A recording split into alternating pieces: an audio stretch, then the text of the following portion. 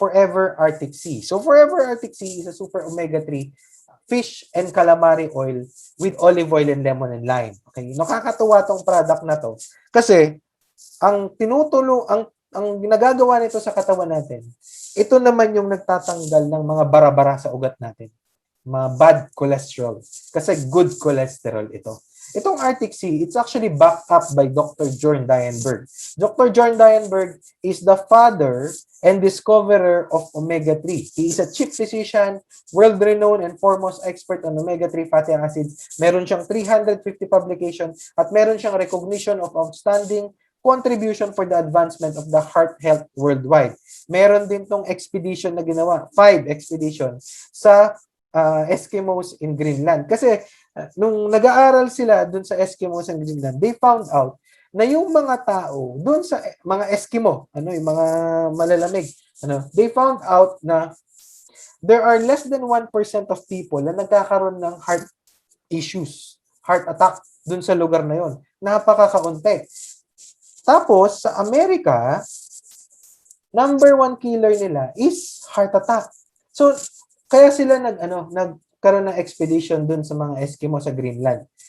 When they went there, they found out that these people, mga Eskimos, ang diet nila is rich in omega-3 and omega-9. Kasi itong mga to, kumakain ng good source of omega-3. Okay? Kasi kumakain itong mga to ng raw fish, isda.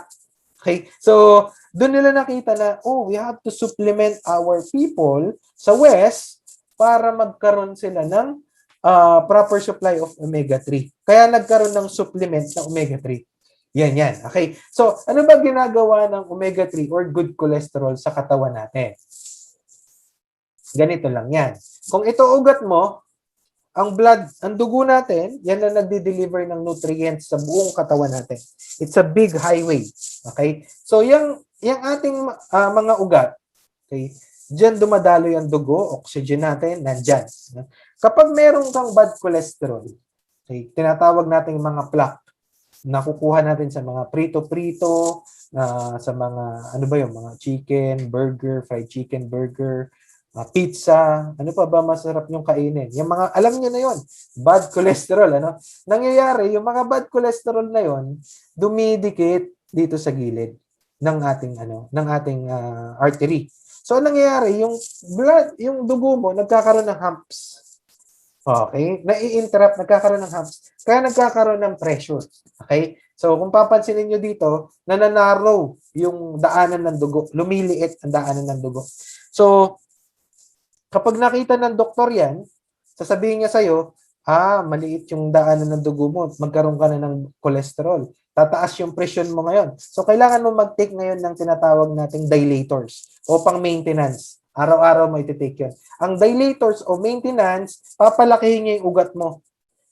Tapos, the next day, liliit yan, inom ka ulit dapat para lumaki. Pag nakalimutan mo uminom, mag-stay yan dyan, yun ang problema. Or, hindi mo na na-maintain. Pwede magka-problema. Pero yung maintenance o dilator, hindi niya talaga sinusolve yung problema mo sa bad cholesterol. Kasi ang nakakatanggal lang ng bad cholesterol ay good cholesterol. Okay? At Arctic Sea is a good source of good cholesterol. So, mapapansin mo dito yung healthy heart, okay? At saka yung damaged heart, balot na balot sa taba, okay? Ang damaged heart. So, meron ako ditong video, papanood ko sa inyo kung paano magwo-work ang Arctic Sea sa katawan natin. Enjoy this one.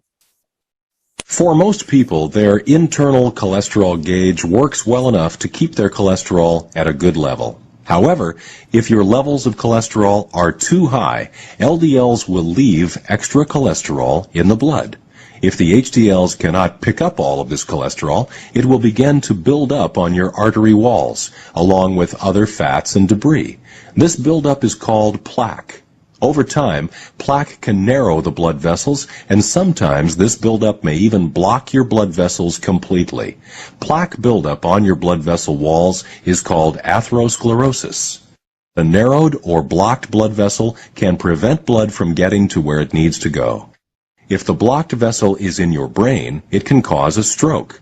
Blockages can also happen in the blood vessels called the coronary arteries that carry blood to the heart muscle.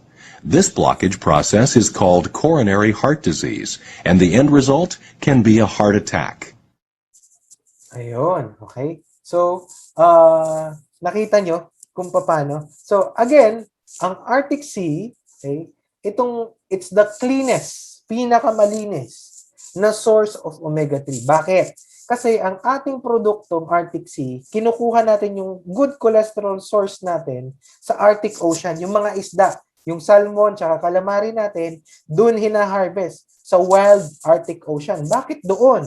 Kasi hindi dumadaan doon yung mga vessels masyado. It's a non-polluted area. Marami kang makikita sa labas na omega-3 or omega-3 supplements, pero hindi mo alam kung anong source of fish at saan nanggaling.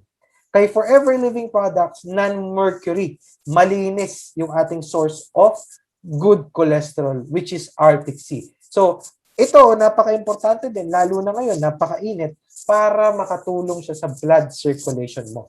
On the top of that, aside sa heart health na benefits niya, maganda rin siya sa cognitive function. Kasi yung nakita nyo nga kanina, gaganda yung daloy ng dugo sa utak. So yung hindi ka magiging makakalimutin. So pagtanda mo, maaalala mo pa yung mga pangalan ng mga magiging apo mo.